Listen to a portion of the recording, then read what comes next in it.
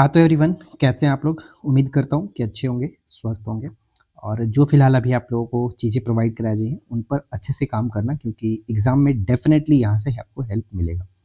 Bihar SI का exam जनवरी में है, करीब यहाँ से देखा जाए तो 1 महीने आपके पास बचे हुए हैं। जो भी कंटेंट प्रोवाइड कराई जा रही है, उस पर अच्छे से काम करना आपका ये फ़र्ज़ बनता है।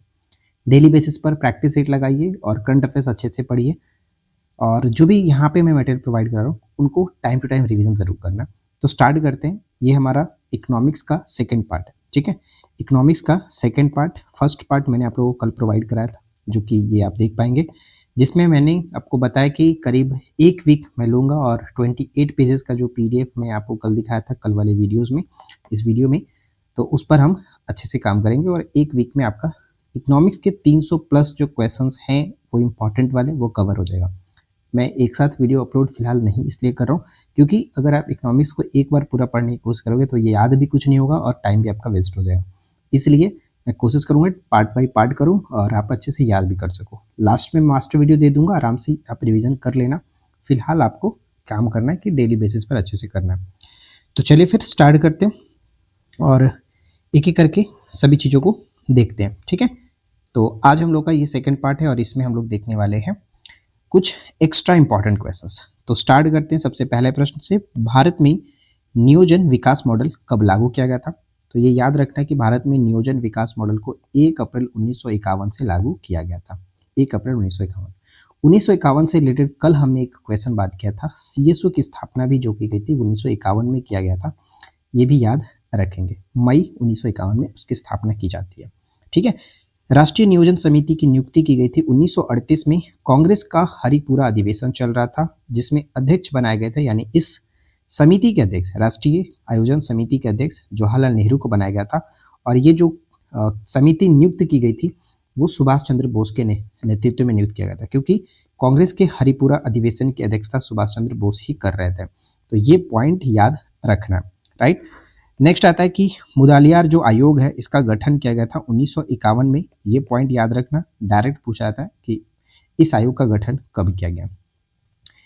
एक पॉइंट यहाँ पे है बॉम्बे प्लान। बॉम्बे प्लान 1944, ये आपको याद होगा कि बम्बई के 8 प्रमुख उद्योगपतियों के द्वारा ये तैयार किया गया था, ये बॉम्बे प्लान, जिसमें 8 लोगों की बात के, क्योंकि कई बार एग्जाम में ऐसा देखा गया है कि पूछा जाता है कि बॉम्बे प्लान के 8 प्रमुख उद्योगपतियों में निम्नलिखित में से कौन नहीं थे।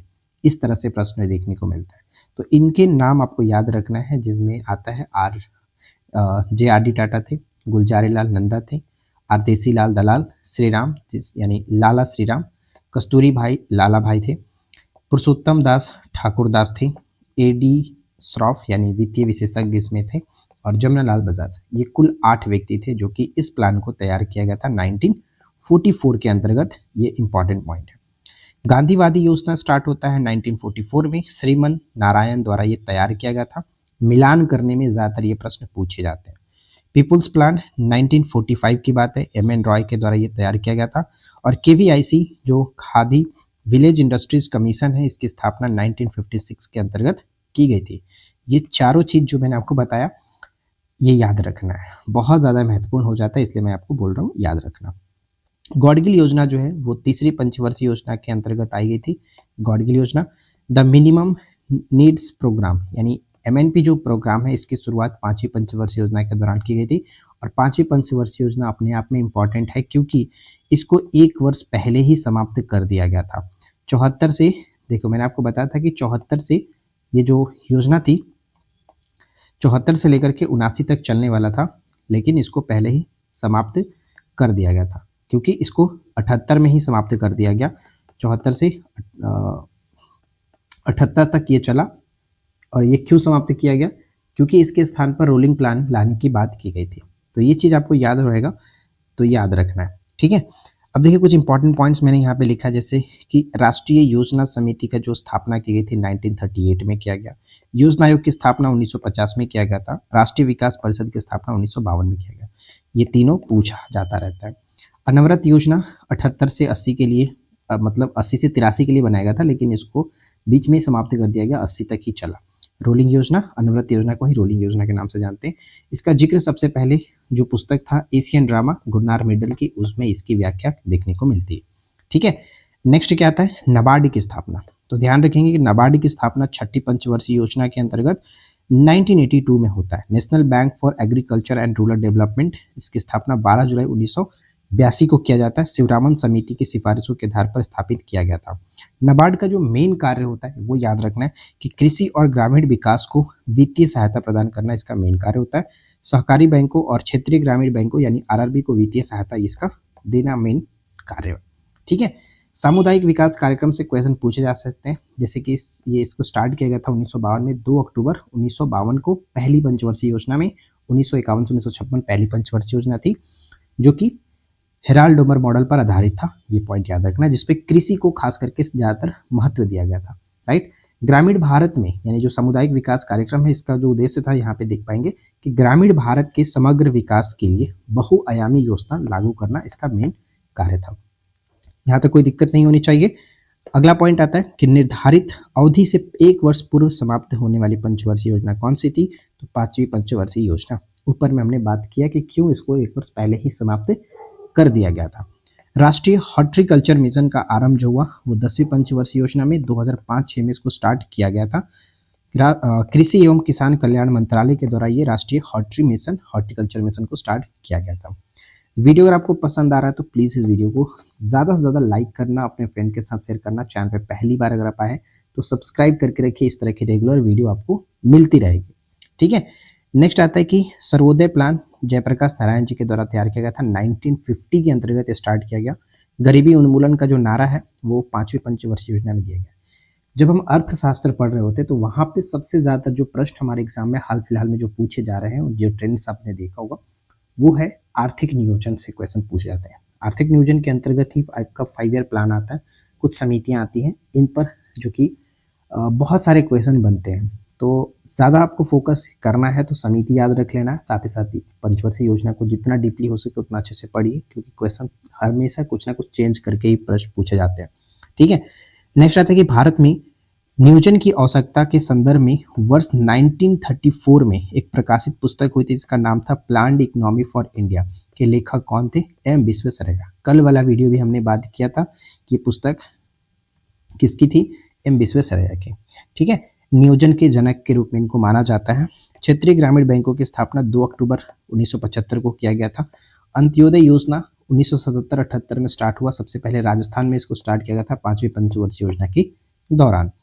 नेक्स्ट है कि अनवरत योजना को भारत में लागू करने का श्रेय किसे दिया जाता है, तो प्रोफेसर डी जो लकड़वाला है इनको दिया जाता है। इस योजना के दौरान गांधीवादी नीति का अनुसरण किया गया था।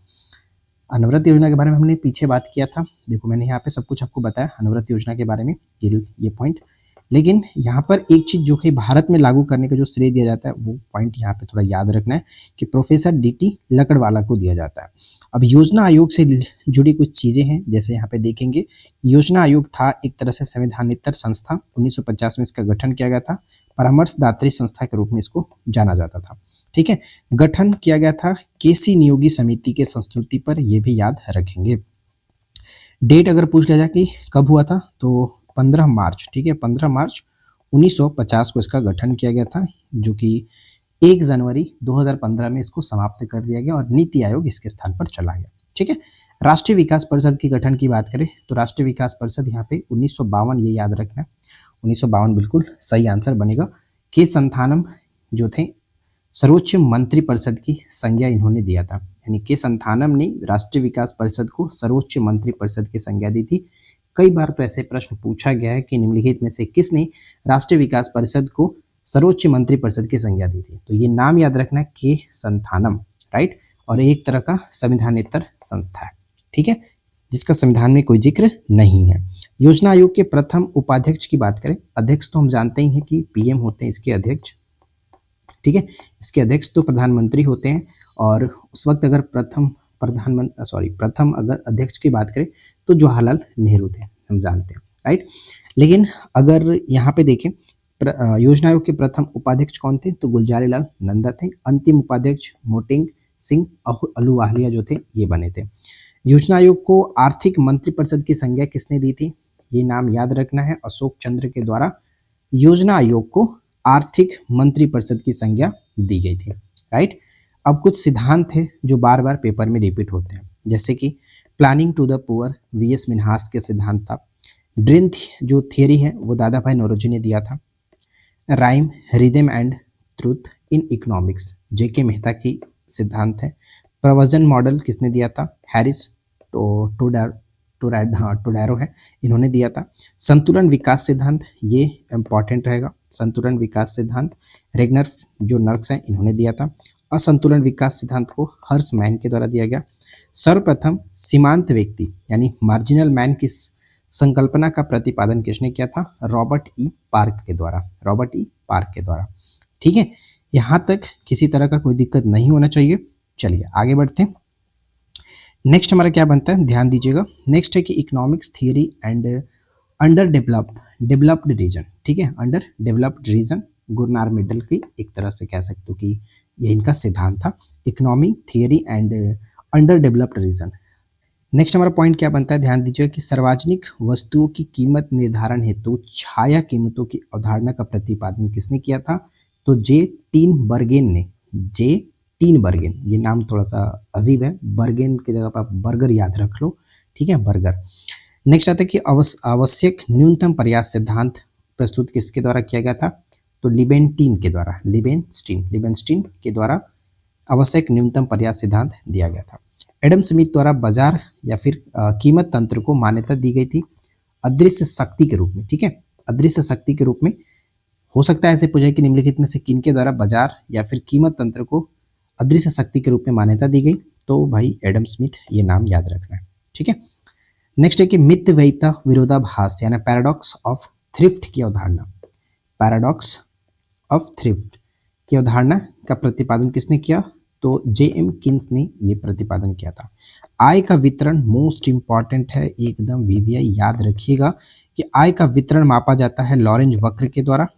विकसित किया गया था मैक्स और लॉरेंज ने 1905 में इसको विकसित किया था। गिनी गुणांक और लॉरेंज वक्र दोनों बहुत ज़्यादा इंपॉर्टेंट है। गिनी गुणांक विकसित किया गया था कोरेडो गिनी द्वारा, इसलिए इसका गिनी गुणांक माना जाता है। और एक होता है फिलिप्स वक्र। फिलिप्स वक्र जो मापता है मुद्रास्फीति और बेरोजगारी के मध्य एक स्थिर और उल्टा संबंध को दर्शाता है, यानी मुद्रास्फीति और बेरोजगारी के बीच के संबंध को किस वक्र के द्वारा मापते हैं? फिलिप्स वक्र के द्वारा मापा जाता है। मोस्ट इंपॉर्टेंट, एकदम वीवीआई रहेगा। एंजल वक्र आता है एक। एंजल वक्र से ज़्यादातर प्रश्न कभी पूछा नहीं गया, लेकिन याद रख लो, वक्र है तो हो सकता है ऑप्शन में देखने को मिले, तो आपको याद रखना जरूरी है कि इसका मकसद क्या है, मतलब क्या है। ठीक है, एंजल वक्र जो था किसी वस्तु या सेवा पर घरेलू व्यय और आय के मध्य संबंध को प्रदर्शित ये करता है एंजल वक्र के द्वारा। मांग का नियम आधारित होता है सीमांत उपयोगिता पर। मांग का नियम सीमांत उपयोगिता पर आधारित होता है। आर्थिक सिद्धांत में मांग की लोच की संकल्पना का प्रयोग सर्वप्रथम किसने किया? मार्शल ने किया था। यानी आर्थिक सिद्धांत में मांग की लोच की संकल्पना सर्वप्रथम मार्शल ने किया था। हीरा पानी विरोधाभास जो है वो एडम स्मिथ सीमांत उपयोगिता के द्वारा दिया जाता है। हीरा पानी विरोधाभास का संबंध किससे है? एडम स्मिथ के द्वारा। वह अर्थव्यवस्था जिसमें उपभोक्ता को सम्राट कहा जाता है वो है पूंजीवादी अर्थव्यवस्था। ठीक है, पूंजीवादी अर्थव्यवस्था जिसमें उपभोक्ता को सम्राट माना जाता है। नेक्स्ट क्या है कि वह वस्तु जिनके संबंध में उपभोक्ता उनकी कीमत गिरने पर उनके उपभोग को घटा देता है तथा उसकी कीमत बढ़ने पर उपभोग को बढ़ा देता है, क्या कहलाती है? उससे हम लोग गिफेन वस्तु कहते हैं। गिफेन वस्तु का मांग जो है वक्र दाईं ओर ऊपर उठता हुआ होता है। ठीक है, ये भी याद रखिए। तो यहाँ तक जो भी मैंने प्रश्न आपके सामने डिस्कस किए हैं वो सभी के सभी बहुत ज़्यादा महत्वपूर्ण है, तो अच्छे से याद रखिएगा। ऐसा नहीं है कि इसमें कुछ भी ऐसा प्रश्न जो हमने शामिल किया जो पेपर से लेना देना नहीं है, किसी न किसी पेपर में पूछा गया है और बहुत ज़्यादा इंपॉर्टेंट है।